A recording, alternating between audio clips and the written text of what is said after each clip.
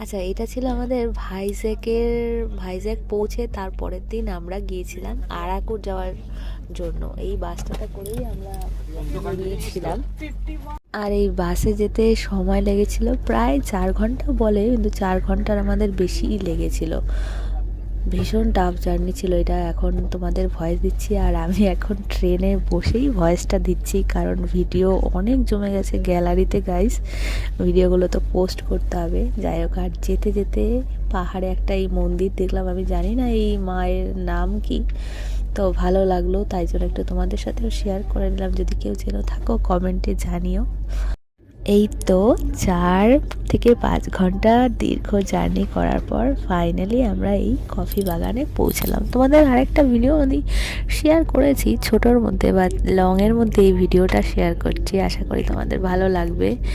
চা বাগান দেখেছি, কিন্তু লাইফে ফার্স্ট এই কফি বাগান দেখছি। আর কফি বাগানে যখন গেলাম, গাছে মানে প্রচুর কফি হয়েছিল জানো তো, মানে ভীষণ ভীষণ ভালো লাগছিল। জায়গাটা এত সুন্দর, কি বলবো, চারিদিক সবুজ সবুজ। যারা গেছো, আচ্ছা কারা গেছো আমাকে একটু জানিও তো, যদি কেউ যেয়ে থাকো এই ভাইজ্যাগে কিংবা কফি বাগান দেখে থাকো, সেটাও কিন্তু কমেন্টে জানিও। কেমন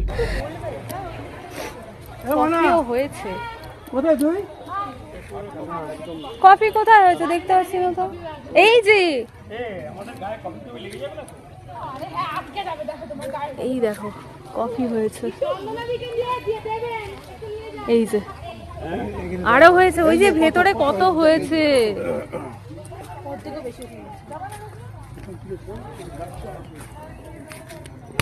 নামবো না আর? না না আর নাম ও আর কেউ নামেনি, ওই যে গেছে তো। ভিউটা দেখো, ওয়াও কি সুন্দর ভিউ, বাহ।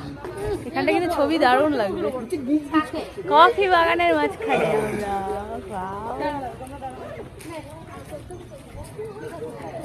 কেমন লাগছে কমেন্টে কিন্তু জানিও। এতক্ষণে কফি বাগান দেখে আসলাম, এখন প্রচুর খিদে পেয়ে গেছে। এখন আমরা আরাম করে যাচ্ছি, আমার বাবার খিদে পেয়ে গেছে, বাবাকে খাই ঠিক আছে। বাবা বেটে দিবি, দাও তেরে মেরে দাও। এই তো কফি বাগানটা দেখে আসলাম, ব্যাস গাড়ি চলতে চলতেই শুরু হয়ে গেল সেই বৃষ্টি। এখানেও বৃষ্টি আর ছাড়ছে না, মানে কি বলবো, এত বৃষ্টি এত বৃষ্টি। যাই হোক, অলমোস্ট বৃষ্টি থামার পর তারপর আমরা পৌঁছলাম হচ্ছে কৈলাসিল।